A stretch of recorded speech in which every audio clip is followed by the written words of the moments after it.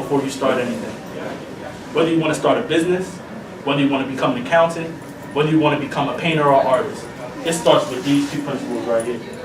First question is, do you love what you do? And then, are you positively impacting others by doing so? And you don't even have to write this down, but I want everybody to think about one aspect of your life that you want to improve. It could be academics, it could be your sport, it could be a club, it could be DECA or FBLA, it could be your relationships with people, it could be in your faith. I just want you to think of one thing in your life that you want to improve. And I want you to ask yourself these two questions. Do you love the process of it? And then, are you positively impacting others by doing it? Guys, I love speaking, but if I wasn't impacting others by doing it, I wouldn't have opportunities to do it. I could speak as much as I want. I could speak up and down the hallway all day, but in order to get into these schools, in order to get into these conferences, in order to get TED Talks, I need to be able to impact people in a certain way that moves them. And it's right the other way around too. So if you're impacting somebody, but you don't love what you do, there will be a cap on what you're able to accomplish and what you're doing. So if you're an accountant and you're a gifted accountant, but you don't love accounting, then you shouldn't be an accountant. Because at the end of the day, you will never reach your full potential because you don't love what you do.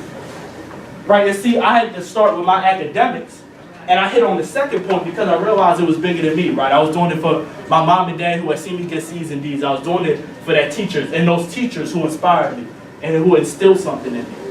And at the end of the day, I found my answer to number one by starting with number two. So if you start with one of these, you have the potential to be successful in anything. If you love what you do, if you truly have a love for entrepreneurship, if you already know what your business idea is, and you have it in your mind, but you haven't put it into fruition yet, your ceiling is super high. Right? And if you realize that you have a gift and you are impacting people, you can actually be gifted and you can actually, harness your craft and be better at it. And then once you get better at something, you'll start to have a love and an appreciation for it. And I want everybody to repeat after me. My business is inside of me. My business is inside of me. I'm more confident than that. My business is inside of me. My business is inside of me. Right, and when I say my business is inside of me, and when you guys say it, I need you to understand that that doesn't mean that you have to start your own business. Like when I say that my business is inside of me, I'm saying that I have a specific purpose and a specific calling on my life that if I work hard enough and I put in the right amount of hours, I can actually turn it into profit. I can actually make money off of something if I find that it is my true gift and my true talent, and I do it every single day. Right, so there's somebody in here that wants to be an entrepreneur, and I run into these students all the time. Like I ask them, what do you want to do with your future? They say, I want to be an entrepreneur. And I ask them what their business idea is, and then they give me the shoulders like, I don't know. I'm like, it sounds like you might not want to be an entrepreneur then. Like you like the title of entrepreneurship, but those who are entrepreneurs already have a business idea, and they already have something that they want to provide to people.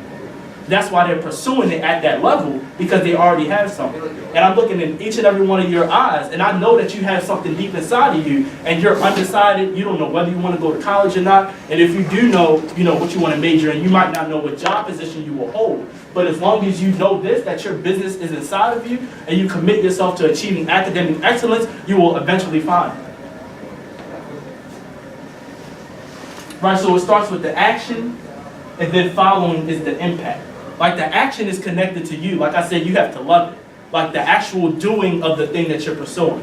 Like if I didn't love speaking, and if I didn't love, speaking to people and speaking life into people, I wouldn't be as successful as I am now. Right? And then are you impacting others positively?